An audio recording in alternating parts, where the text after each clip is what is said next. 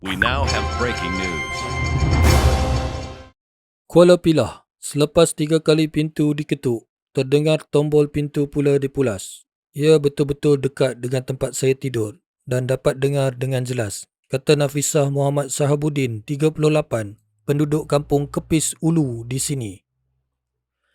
Misteri ketukan pintu ini kini menghantui penduduk Kepis Ulu dan sehingga awal pagi tadi, sekurang-kurangnya 13 rumah menerima tetamu tak diundang itu sejak malam 31 Disember lalu.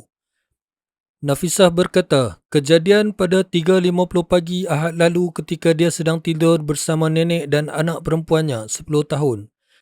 Selepas dengar ketukan dan tombol pintu dipulas, saya terus bangun dan buka lampu, namun tidak berani untuk buka pintu kerana bimbang jika ada perkara yang tidak diingini berlaku. Saya kemudiannya meninjau melalui tingkap, namun tidak nampak sebarang kelibat. Selepas itu, saya memang tidak dapat tidur sebelum ibu yang tidur di bilik lain terjaga jam 4.30 pagi dan bertanya apa yang terjadi. Katanya ketika ditemui malam tadi. Jelasnya lagi, kira-kira 6 pagi dia dan ibunya keluar meninjau keadaan di luar rumah berhampiran pintu itu, namun tidak menemui sebarang jejak atau kesan manusia. Jika ada orang datang ke rumah memang akan ada jejak kaki kerana keadaan di hadapan rumah becak selepas hujan pada malam kejadian. Saya difahamkan kejadian sama berlaku di 2 rumah lain pada malam sama, katanya. Sementara itu, Hasdi Abu Hassan, 52 tahun berkata rumahnya diganggu ketukan misteri sebanyak 2 kali, masing-masing pada malam 31 Disember dan 2 Januari lalu. Saya difahamkan rumah saya adalah kediaman pertama yang diganggu ketukan misteri di kawasan ini. Kedua-dua kejadian berlaku ketika saya tiada di rumah, namun diceritakan anak dan ibu saya. Apa yang membuatkan saya hairan, di kawasan rumah saya terdapat 2 anjing, namun ketika kedua-dua kejadian, haiwan berkenaan membisu. Katanya yang menasihatkan anak serta ibunya supaya memasang lampu di luar rumah.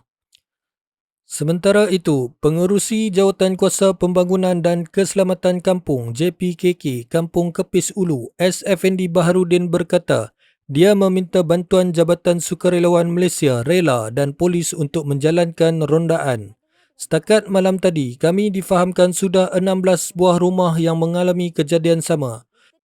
Jadi, bagi menenangkan penduduk kampung dan dalam masa sama bagi mengelak kejadian tidak diingini berlaku, kami meminta kerjasama anak muda di kampung ini untuk melakukan rondaan. Kami juga meminta pihak masjid dan surau untuk membuat bacaan Yasin selama 3 malam berturut-turut. Kami sendiri tidak tahu apa yang mengganggu penduduk. Jadi dengan inisiatif ini sedikit sebanyak membantu meredakan kegelisahan mereka, katanya.